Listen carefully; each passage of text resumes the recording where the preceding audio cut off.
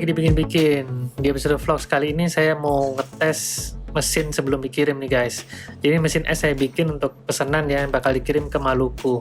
Percaya nggak, ini air garam pertama kali yang saya pakai waktu itu sampai sekarang nih. Jadi nggak ada luntur-luntur dari korosi logam gitu ya, cuman karena kotor aja gitu, karena didiemin gitu kan. Cuman agak kotor aja gitu. Air garam ini mau saya pakai lagi buat ngetes mesin yang baru saya bikin. Tinggal disaring aja pakai kayak apa namanya tuh ya, kain tahu tuh ya lumayan jadi agak bersih dikit lah. Yang penting garamnya nggak kemana-mana kan, kadar garamnya masih ada di situ. Kalau kurang tinggal tambahin lagi. Kali ini saya pakai garam ikan nih ya kan, ya murah lah ya, garam ikan ya kan, garam kasar gitu, garam krosok ya namanya. Sedikit tips dari saya kalau pertama kali bikin air garam itu, jadi untuk bikin air garam sirkulasinya itu kita bisa pakai perbandingan 3:1 gitu ya. Jadi misalkan kalau mau lebih akurat tuh mending ditimbang gitu. Jadi misalkan airnya itu 9 kilo, jadi garamnya itu 3 kilo gitu ya. Jadi sekitar 3:1 gitu. Tujuannya itu air garam itu nggak bakal beku sampai dengan minus 20 derajat gitu, masih cair gitu ya. Tapi airnya itu sebenarnya nggak perlu kita dinginin sampai minus 20 tuh nggak perlu. Karena minus 15, 10 tuh udah cukup lah, udah bisa buat bikin es. Jadi tujuannya itu buat jaga-jaga gitu. Selain apa ya, penyerapan panasnya itu lebih baik, dan juga semisal sewaktu-waktu misalkan pasti kadar garamnya berkurang kan, karena mungkin ada kantong yang pecah atau gimana gitu ya, atau dari kondensasi gitu kan.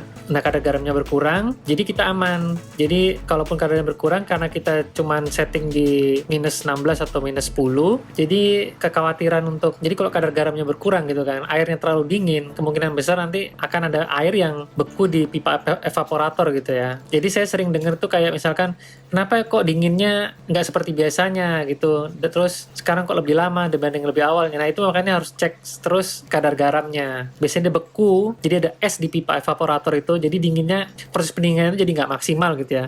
Jadi lebih baik tuh kalau misalkan udah rutin bikin es, itu diceknya pakai selitimeter. Nanti saya tunjukin alatnya gitu. Karena saya pernah baca-baca gitu ya, ada orang nanya ke orang juga bikin mesin es gitu kan, kok mesin saya nggak bisa lebih dingin ya, nggak bisa sekian minus sekian gitu. Ya dasarnya orang jualan ya, dia bilang ya karena mesinnya beda bla bla bla bla gitu. Ya padahal kemungkinan besar cuman karena kadar garamnya kurang aja gitu. Karena kalau sudah beku di pipanya gitu kan, ya nggak bakal bisa dingin lagi, karena proses pendinginannya nggak jadi nggak maksimal, karena panasnya tidak terserap, karena terblok sama yang jadi es itu tadi gitu di pipa evaporator gitu. Kasihan aja gitu, orang udah beli mesin cuman karena mungkin karena garamnya aja gitu kan, sesat jadinya gara-gara orang ya mau jualan sampai segitunya. Oke, saya mau hidupin pompa airnya dulu nih. Sprayer model untuk es kantong ya. Kalau buat es balok sama cetakannya beda lagi nih. Jadi ini suhu airnya itu sekitar 29 derajat ya. Nah ini alatnya nih guys. Jadi semisal kita udah bikin air garamnya gitu kan, kita mau cek secara berkala gitu, berapa hari sekali gitu kan, kadar garamnya kita cek gitu, supaya proses pendinginannya itu lancar terus gitu kan. Jadi nanti kita, setelah kita bikin air sirkulasi yang pertama itu, nah itu kita ukur aja pakai, ini namanya salinimeter ya, ini yang biasa nih, ada yang lebih bagus lagi sih, mungkin lebih akurat ya, ini yang masih yang agak biasa lah gitu. Jadi setelah kita bikin larutan air garam yang pertama itu, nah itu kita ukur aja, kita pakein patokan buat kita cek secara rutin gitu, misalkan dapatnya berapa yang pertama kita pakai. Nah nanti kita cek kalau nggak nyampe sekian, nah itu berarti harus ditambahin air garam gitu. Supaya itu tadi, tidak ada pembekuan air di pipa evaporator. Jadi suhunya bisa lebih rendah dan penyerapan panasnya lebih efisien.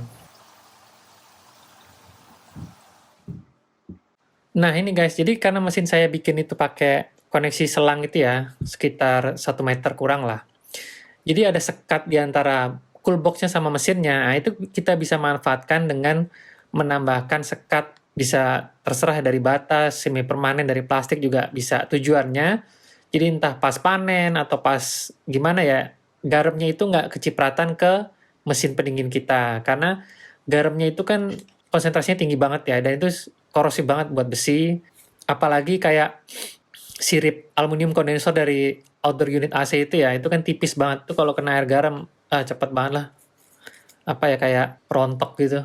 Jadi kalau kita kasih sekat itu, kita punya sekian mesin gitu kan, kita bikin sekat gitu, ini ditaruh agak ada jaraknya gitu kan. Nah, jadinya mesin pendingin kita tuh ya bisa lebih awet gitu kan secara keseluruhan, karena nggak kena air garam yang korosif banget itu.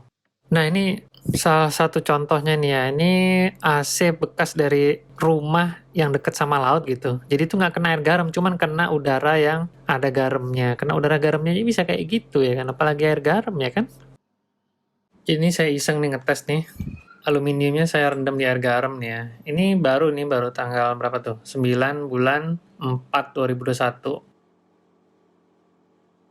Nah, itu udah berwarna gitu ya. Airnya udah jadi butek terus ada kayak nodanya gitu ya. Terus pada bagian lipetannya itu kayak ngiket garam banget gitu. Warnanya yang hitam-hitam tuh udah mulai korosi gitu ya. Jadi kalau aluminium sama air garam tuh emang nggak ngeklop ya. Karena ya pasti bakal korosi juga ujung-ujungnya.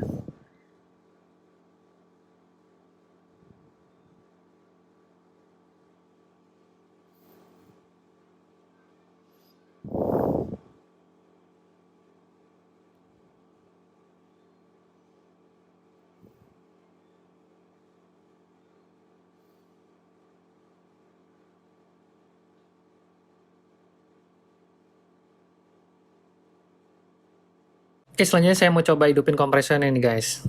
Jadi kalau kita hidupin tombol kompresornya ini temperaturnya itu langsung kelihatan ya di situ ya, airnya itu berapa gitu kan, berapa derajat gitu. Nah, kompresornya itu nggak langsung nyala, jadi ada delay sekitar 3 menit. Jadi tujuannya itu untuk safety ya, karena kalau misalkan nggak pakai termostat kayak gini, nggak ada delaynya, misalkan listriknya hidup nyala gitu ya, taruhlah kayak gitu. Kompresornya juga siklus hidup nyala, dari hidup terus mati, hidup nyala terlalu cepat, nah itu bisa bikin jebol kompresornya. Jadi fungsi delaynya itu kayak gitu ya. Oke, di termostatnya sudah menunjukkan minus 15 derajat lah ya. Jadi waktu untuk mendinginkan air sirkulasinya ini, nah ini dari 27 derajat ya, sekitar 27 lah. Itu 40 liter. Ini coba saya hidupin pompa airnya. Coolboxnya udah saya lengkapi dengan insulasi ya, jadi warna hitam tuh insulasi biar lebih rapat gitu. Terus tambahan berupa baut pengunci tutupnya itu dari stainless steel yang tahan korosi. Jadi fungsinya untuk biar lebih rapat gitu ya. Jadi udara panas itu nggak masuk gitu ke dalam cool box.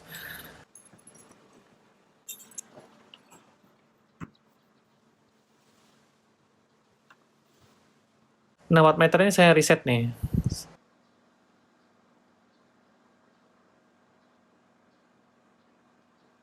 Nah, kemudian setelah kurang lebih 2 jam 49 itu, atau sekitar 1,9 kWh itu ya, sekitar 600-an watt itu,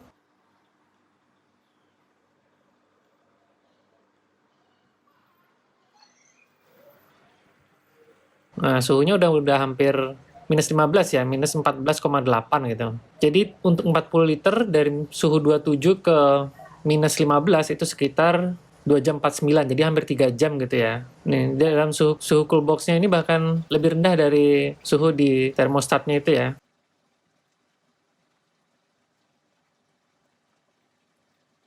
Sekitar minus 16 malah itu di cool box-nya. Satu hal yang harus diingat ya, kadar garamnya tuh harus cukup gitu.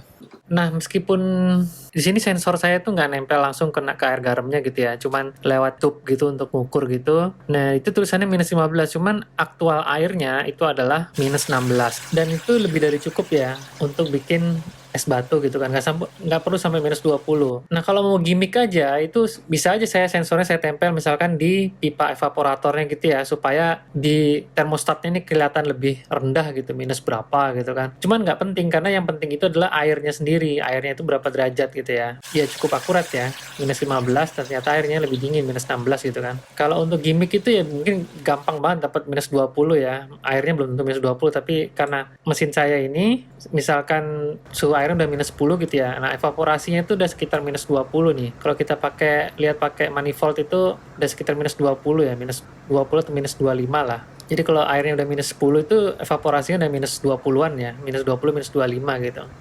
Oke guys, selanjutnya saya mau ngetes bikin es batu nih guys. Karena saya nggak sempat bikin kantong es pakai kantong 1 kilo gitu ya. Jadi saya pakai botol nih.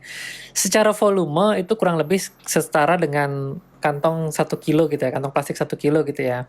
Cuman bentuknya sih memang lebih slim gitu kan. Jadi supaya bisa saya pakai berulang-ulang kali terus praktis gitulah bikinnya lah. Biar nggak buang-buang kantong plastik gitu ya. Ya kurang lebih performanya merepresentasikan kantong 1 kilo lah.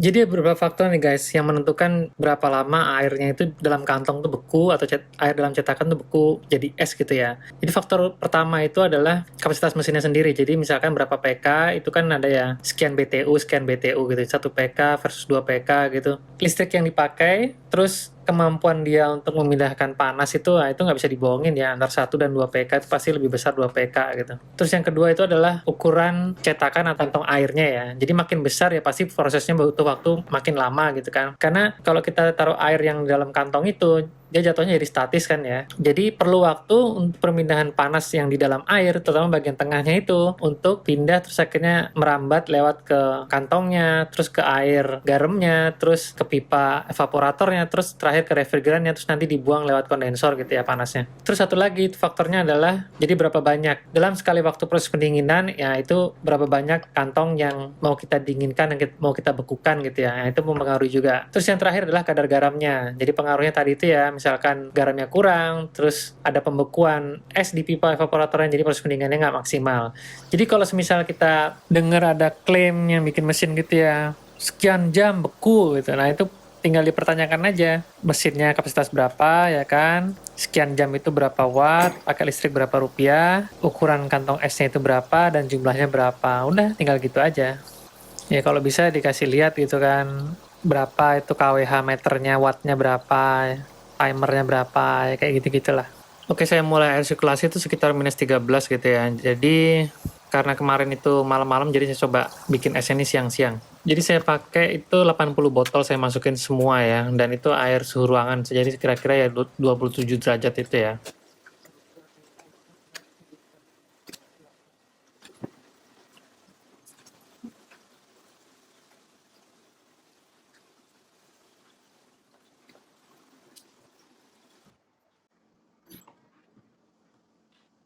Wattmeternya saya reset.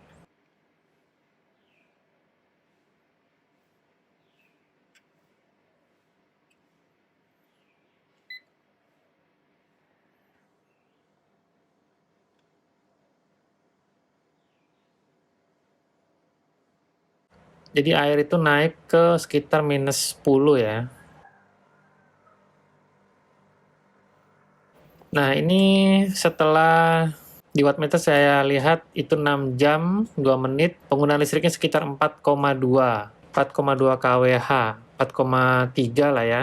4,3. Jadi kalau misalkan kita pakai hitung-hitungan listrik 1.400 per kWh itu, jadi listriknya itu sekitar Rp6.000 gitu ya, 6.300-an lah. Nah, esnya udah jadi nih ya. Bisa kita lihat dari warnanya itu udah bagus gitu jadinya ya. Karena biasanya kalau kita pakai air mentah, kita bisa lihat indikator pertama yang kalau esnya itu benar-benar jadi dengan bagus itu dari warnanya. Warnanya kayak putih susu gitu ya. Nah, itu baru benar-benar beku gitu. Jadi 80 botol ini kurang lebih kalau kita lihat listriknya tadi 6.000, jadi sekitar 70-80 rupiah lah per botolnya ini, esnya ini ya, untuk biaya listriknya ya. Kalau mau lebih efisien lagi tuh, saya saranin untuk panen berkala tuh. Jadi per 2 jam kita ambil yang udah benar-benar jadi es, udah benar-benar bagus esnya. Jadi mengurangi beban pendinginan buat mesinnya gitu ya. Jadi kalau udah jadi ya udah kita panen itu lebih efisien.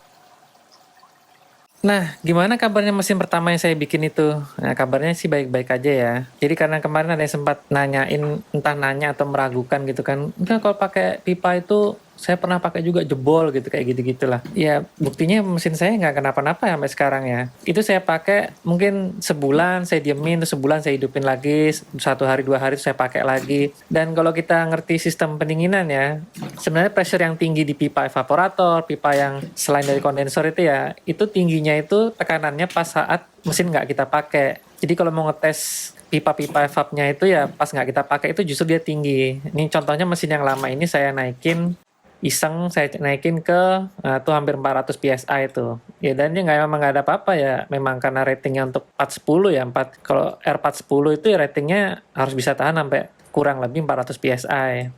Jadi pas nggak dipakai itu justru tekanannya tinggi. Kalau di mesin dipakai justru pipa di evaporator tekanannya lebih rendah. Jadi kalau saya nggak pakai mesin ini, sebulan nggak saya pakai, terus saya pakai gitu, nah itu juga sekalian ngetes pipa evaporatornya. Udah gitu saya air garamnya saya diemin aja di situ, nggak saya kuras, biarin aja di situ. Ya kotornya cuman kayak kotor gitu doang tadi itu yang kayak video pertama itu. Dan sampai sekarang ya nggak ada masalah. Nah karena boxnya kecil, ini saya masukin cuma 40 botol gitu.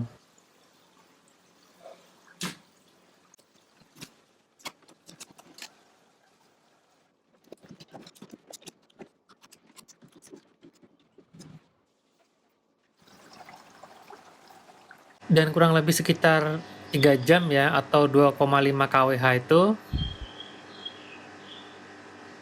ya udah jadi itu esnya. Jadi proses pendinginannya lebih cepat karena selain boxnya lebih kecil, jadi lebih compact gitu ya. Yang dinginin juga sedikit, akhirnya proses pendinginannya juga lebih cepat gitu. Jadi mesin yang saya bikin itu saya tes sekitar 1 minggu ya, dan nggak ada masalah. Semua beres, mesin saya packing, pakai packing kayu, biar safety, karena ngirimnya juga lumayan jauh. Jadi mesin ini kirim ke Tobelo, Maluku. Lumayan jauh juga dari Bali ya. Ini udah nyampe unit mesinnya, cuman belum sempat dipakai ya karena masih nunggu tempat usaha gitu kayaknya, katanya. Packingnya aman banget, nggak ada yang cowok sedikit pun kayaknya. Nah, jadi kalau kalian perhatikan packingnya cukup besar ya. Jadi ini karena pertama kalinya saya bikin unit yang Coolbox 220 ini ya. Dan ternyata mesin pendinginnya tuh nggak muat masuk ke dalam Coolbox. Akhirnya saya perbaiki desainnya. Jadi mesin yang lama saya perbaiki, tapi dengan efisiensi yang sama, jadi lebih slim. Jadi mesin pendinginnya bisa masuk ke dalam Coolbox.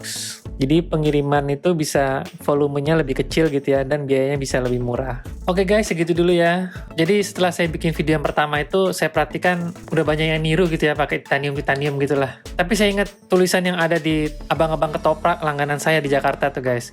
Tukang ketoprak tuh kan banyak banget di Jakarta. Jadi di belakangnya tuh ada tulisan gitu. Saya ingat banget. Beda tangan, beda rasa.